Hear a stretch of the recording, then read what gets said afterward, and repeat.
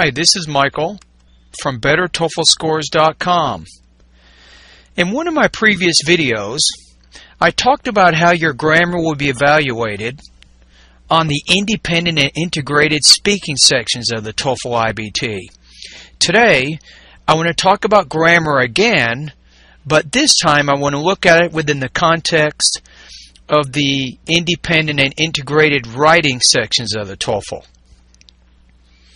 During the independent writing section of the TOEFL iBT, ETS requires that you demonstrate consistent facility in the use of language, demonstrating syntactic variety, though it may have minor grammatical errors. Now, using the word consistency, this implies that throughout your essay you should not have too much difficulty using grammar to express your ideas. To understand sentence variety requires that you regularly use 4 types of sentence structures and understand reasons for their respective uses. The first type of sentence is called the simple sentence. It consists of an independent clause which has one subject and one verb. Here's an example. We went to the store. The reason that we use simple sentences in writing is for emphasis purposes. You want to emphasize important information. The second type of sentence structure is a compound sentence. This consists of 2 independent clauses joined by a coordinating conjunction. Some examples of conjunctions are and, or, yet, so, for, and but. You heard it, for can actually be used as a conjunction. However, it is very, very formal when you use it that way. Okay, here's an example of a compound sentence. I went to the store and I bought some bread. The purpose of a compound sentence is to join 2 equally important ideas that are not important enough to stand as their own separate sentences. The third type of sentence is called a complex sentence. It consists of an independent clause and a dependent clause. Some examples of dependent clauses are adjective clauses, adverb clauses, and noun clauses. Here's an example of a complex sentence. The man, who is my friend, went to the store yesterday. The purpose of a complex sentence is to join an independent idea with a supporting idea that isn't important enough to stand at its own sentence. Let's say that I said the sentence, the man who is my friend went to the store yesterday. The most important idea is the man went to the store yesterday, and the support idea is in English is the compound complex sentence. It consists of a compound and a complex sentence combination. Here's an example. I saw the man who was riding the bicycle and he told me that his watch had been stolen. The reason for the compound complex sentence is to join 2 equally important ideas. For example, I saw the man and he told me, that are not important enough to stand as their own separate sentences, with a supporting idea, for example, who was riding, that isn't important enough to stand at its own sentence.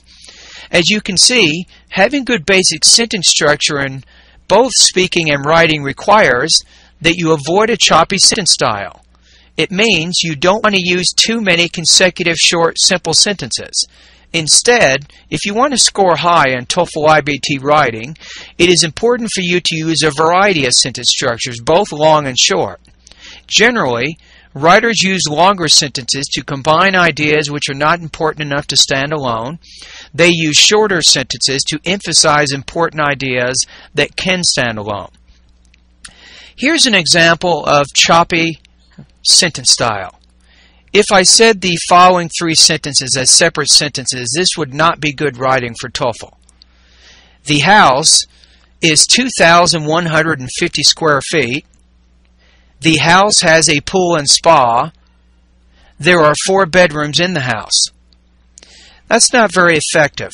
That's not syntactic variety according to the guidelines of the TOEFL. Now let's revise that sentence. Here it is another time.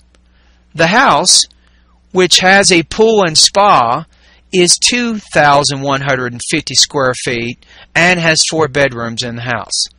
That would be a much better sentence. Now, in addition to using grammar effectively, on the independent writing section of the TOEFL, you need to also use it effectively on the integrated writing section of the TOEFL, and that's what I want to talk about now. On the integrated writing section of the TOEFL iBT, ETS asserts that occasional language errors that are present do not result in inaccurate or imprecise presentation of content or connections. Moreover, like the integrated speaking section of the TOEFL iBT, you can have some errors as long as they do not obscure meaning. To illustrate the importance of making accurate or precise connections, suppose you read a passage about the critical period theory of second language acquisition, and suppose you listen to a passage about why this theory might not be as valid as some researchers think. Your sentence structure and use of connectors will need to show that the listening passage disagrees with the information in the reading passage, especially if you are asked this kind of question. How is the information in the listening related to the information in the reading passage? So to answer this kind of question, and you will see this kind of question on the TOEFL iBT integrated writing, you should construct a sentence such as the following. It'd be something like this. The topic of the reading passage is the critical period theory of second language acquisition, but the listening passage casts doubt on that theory by questioning its validity. Notice the use of the word but and using the word cast doubt accurately and precisely connects these two sources together. For more information, you can go to my website, www.michaelbuckhoff.com.